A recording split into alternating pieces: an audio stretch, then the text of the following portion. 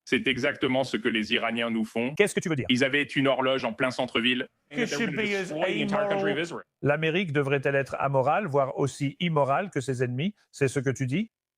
Nous devons être impitoyables pour obtenir des accords réellement utiles, ce que nous avons apparemment réussi ici. Nous devrions être impitoyables non seulement pour amener à des négociations, mais aussi être un peu plus impitoyables sur le plan militaire. Cette focalisation fait que les Iraniens viennent à la table des négociations. Savez-vous que menacer de commettre un acte de génocide en soi pourrait être présenté comme un crime de guerre? Je pense que ce serait frivole. Mais Envoyez la police internationale à la Maison-Blanche, si vous voulez. Qu'ils envoient la police internationale à la Maison-Blanche, voyons ce qu'ils feront. Encore une fois, chaque fois que vous débattez avec ces gens qui ont des arguments tout prêts comme « c'est injuste » ou « c'est hypocrite », remplissez le formulaire de retour en partant. Ça nous est égal. Le pouvoir, c'est le pouvoir. Ce pouvoir a été acquis au fil de nombreuses générations, au cours des siècles. En fait, l'Amérique, c'est le sommet de la civilisation occidentale. Cette civilisation occidentale moderne est née en Europe. Mais l'Amérique l'a héritée, l'a perfectionnée et a créé le monde dans lequel nous vivons. Désolé si l'Amérique impose les règles du jeu. D'accord, si ça ne vous plaît pas, faites ce que vous voulez. Construisez vos propres navires, faites des avancées technologiques et scientifiques, sinon continuez à jouer avec vos chameaux.